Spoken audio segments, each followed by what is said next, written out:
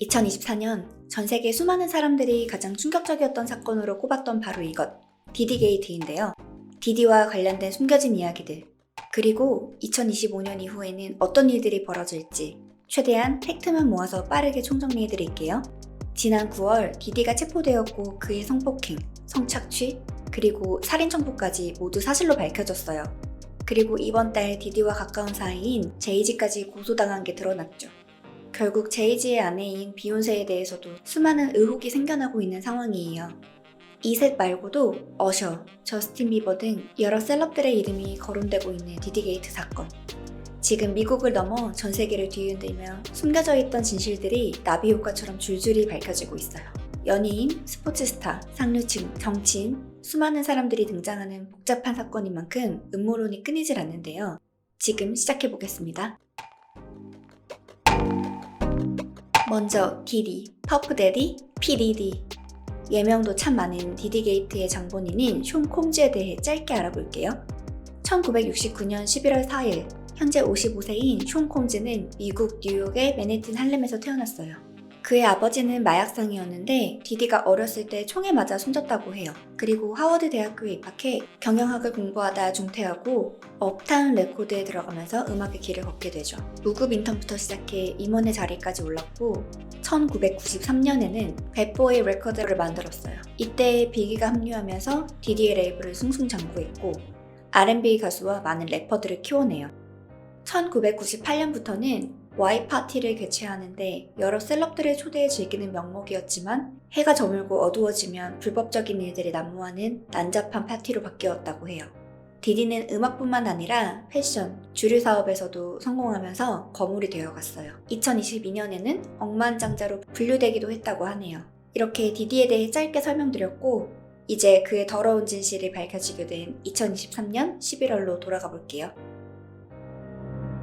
2023년 11월 16일 디디의 전 여자친구인 캐시 벤트라가 소송을 제기하면서 디디의 실체가 세상에 드러납니다. 캐시가 19살, 디디가 37살이었을 때 디디가 캐시를 보고 반해서 여러 번 대시한 끝에 만나기 시작했다고 해요. 디디는 그렇게 좋아했던 여자에게도 10년 넘게 폭행, 강간, 학대를 서슴지 않았다고 하는데 그녀는 왜 이렇게 오랫동안 침묵할 수밖에 없었을까요? 디디의 레이블과 앨범 10개 발매 조건 계약과 강제 약물 투어, 영상 촬영 협박 때문이었어요. 다른 남자나 업계 관계자들, 그러니까 그냥 남자 사람 하고 얘기만 해도 가만두지 않았다고 하더라고요. 한 번은 캐시와 디디가 헤어진 후 래퍼 키드 커디와 만났던 사실을 알고 키드 커디의 차를 폭발시키겠다고 협박한 적이 있는데 실제로 그 시기에 키드 커디의 차가 폭발되기도 했죠. 파티 강이었던 디디는 여자친구인 캐시도 마약과 성매매 파티에 강제로 참여시키고 약물 투여 협박을 해요. 게다가 다른 남자들과 강제로 관계를 가지게 하고 촬영하기도 했다고 하네요. 결국 캐시가 데이트 폭력으로 고소하고 여러 의혹으로 이어지면서 디디게이트의 기폭제가 된 셈이죠. 2024년 3월 25일 미국 수사국이 퍼프데디의 자택을 압수수색해요.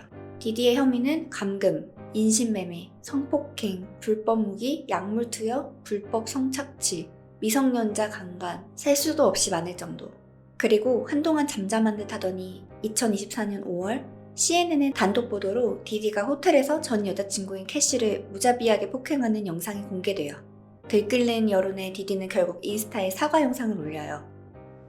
It's so difficult to reflect on the darkest times in your life. But sometimes you gotta do that. I was fucked up. I mean, I hit rock bottom.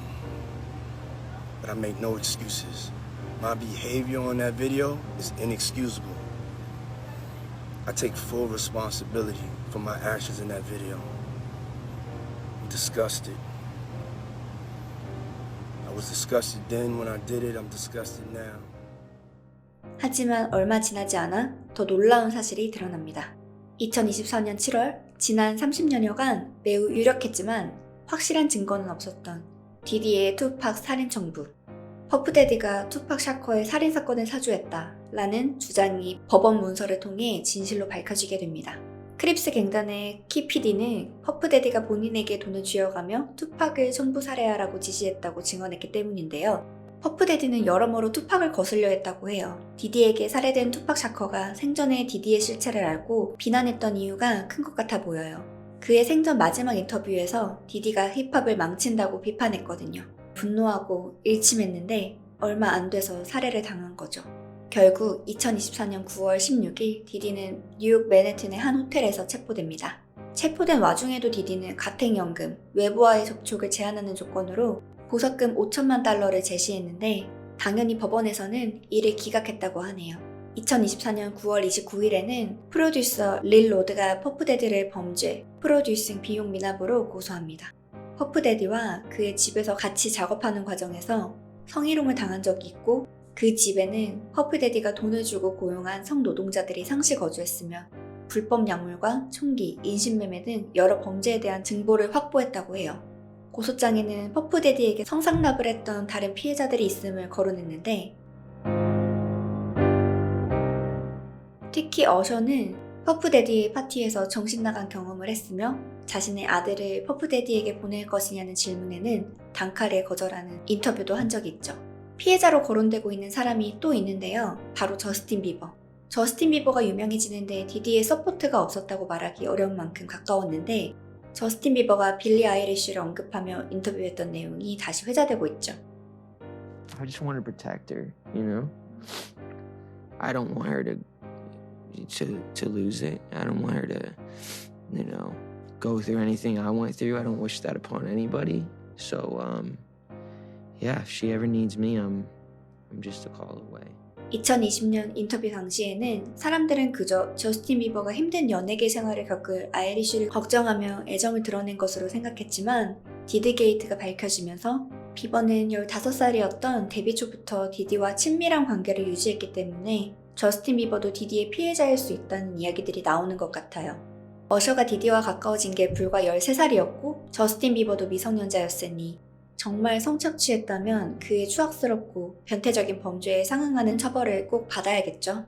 이미 사람들 사이에서는 무명의 남성 래퍼들이 갑자기 확 뜨고 성공할 수 있었던 이유가 퍼프데디에게 성상납을 했기 때문이고 힙합 씬에서는 퍼프데디와 관련된 거대 게이 마피아, 성상납 카르텔이 존재한다는 충격적인 루머가 매우 크고 빠르게 퍼져나가고 있는 상황이에요. 레오나르도 디카프리오도 디디와 각별한 인연인데요. 2018년 디디는 보그 인터뷰에서 Y파티 초대 명단에서 1순위는 누구냐는 질문에 한치의 망설임도 없이 레오나르도 디카프리오라고 대답했고 실제로 2000년 참석한 Y파티에서 샴페인을 들고 있는 콤스와 함께 찍힌 사진이 공개되기도 했죠. 2019년 디디의 50번째 생일 파티에서는 디디 옆에서 춤을 추는 모습이 목격되기도 했어요.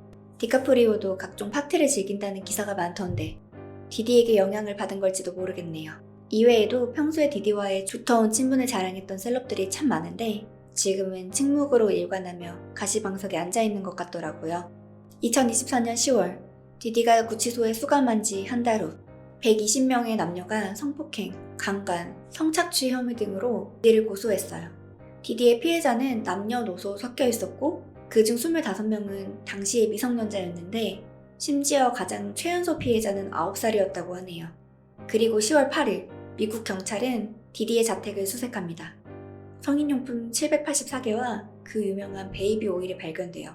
무려 1000개 이상이나요. 50센트는 인스타그램에 베이비 오일이 아니라 디디 오일로 해라 라는 조롱하는 게시물을 올리기도 했죠. 근데 이게 실제 베이비 오일이 아니라 GHB, 속칭 물뽕이라는 피해자의 폭로가 나왔어요. 이 사건 이후에 디디와 친하기로 유명한 부부인 제이지와 비욘세도 각종 의혹들이 난무했죠. 1990년대부터 사이가 각별했던 디디와 제이지.